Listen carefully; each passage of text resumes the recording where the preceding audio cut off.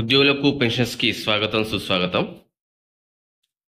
ఇది టీజీజేసీ పిలుపు మేరకు ఖమ్మం జిల్లాలో ఏర్పాటు చేసినటువంటి ఉద్యోగుల హక్కుల సాధనకే జరిగే ఉద్యోగుల సదస్సును విజయవంతం చేయాలని పిలుపునివ్వడం జరిగింది. వేదిక వచ్చేసి టీఎన్జిఓస్ ఫంక్షన్ హాల్ ఖమ్మం. ఇక్కడ చూసినట్లయితే ప్రస్తుత ప్రభుత్వం తమ పార్టీ మేనిఫెస్టోలో ఉద్యోగులు అనేక హామీలు ఇచ్చింది. దానిలో భాగంగా మొదటి తారీఖున జీతం ఇస్తామన్నది, పెండింగ్లో ఉన్న అన్ని రకాల బిల్స్ మంజూరు చేస్తామన్నది, పెండింగ్లో ఉన్నటువంటి డిఏలు వెంటనే ఇస్తామని, పిఆర్సీని కూడా వెంటనే అమలు చేస్తామని, ఇట్లా రకరకాల హామీలు ఇవ్వడం జరిగింది.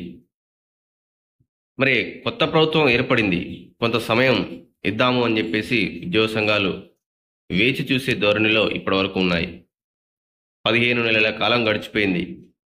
ఉద్యోగులకు సంబంధించిన పెండింగ్ సమస్యలపై రాష్ట్ర జాయింట్ యాక్షన్ కమిటీ ముఖ్యమంత్రి గారితో సమావేశమైనప్పుడు ఉద్యోగుల సమస్యల పరిష్కారానికి క్యాబినెట్ సబ్ కమిటీ ఏర్పాటు చేయడం జరిగింది.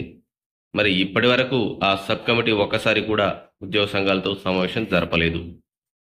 ఫస్ట్ తారీఖున జీతాలు ఇవ్వడం అదొక్కటి తప్పితే గత ప్రభుత్వంలో ఏవైతే సమస్యలు పెండింగ్లో ఉన్నాయో అదే సమస్యలు ఇప్పటికీ పెండింగ్లో ఉన్నాయి. 17% అంటే దాదాపుగా 5 డిఏలు పెండింగ్లో ఉండడం, దీనివల్ల ప్రతి ఉద్యోగి ₹1,00,000 నుంచి 3 లక్షల వరకు నష్టపోవడం జరుగుతుంది. దీనిపై కింది స్థాయి ఉద్యోగుల్లో తీవ్రమైనటువంటి ఆందోళన, అసంతృప్తి నెలకొని జేఏసీ నాయకత్వంపై ఆగ్రహాన్ని వ్యక్తం చేస్తూ నాయకులు ఇబ్బంది పడే స్థాయికి అసంతృప్తి జ్వాలలు ఎగిసిపడుతున్నాయి. ఉద్యోగుల చైతన్య పోరాట సంసిద్ధత వెలుగులో తెలంగాణ ఉద్యోగుల జాయింట్ యాక్షన్ కమిటీ కార్యాచరణ ప్రకటించింది. దానిలో ముఖ్యంగా చూసినట్లయితే 5 డిఏలు పెండింగ్ జనవరి 2023 నుండి ఇప్పటి వరకు 5 డిఏలు పెండింగ్లో ఉన్నాయి. వాటిని వెంటనే విడుదల చేయాలి మరియు వాటి బకాయిలను కూడా చెల్లించాలి. పిఆర్సీ నివేదికను తక్షణం అమలు చేయాలి మరియు జీతాల సవరణ కోసం 50% ఫిట్మెంట్ ప్రకటించాలి. పెండింగ్లో ఉన్న వైద్య బిల్లులను వెంటనే క్లియర్ చేయాలి. క్యాష్లెస్ హెల్త్ కార్డులను అందించాలి. జీపీఎఫ్ రుణాలు త్వరగా మంజూరు చేయాలంటూ, అలాగే పెండింగ్ బకాయిలను క్లియర్ చేయాలి.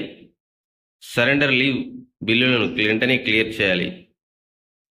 ఓల్డ్ పెన్షన్ స్కీమ్ అంటే సిపిఎస్ను రద్దు చేసి ఓల్డ్ పెన్షన్ స్కీమ్ను పునరుద్ధరించాలి.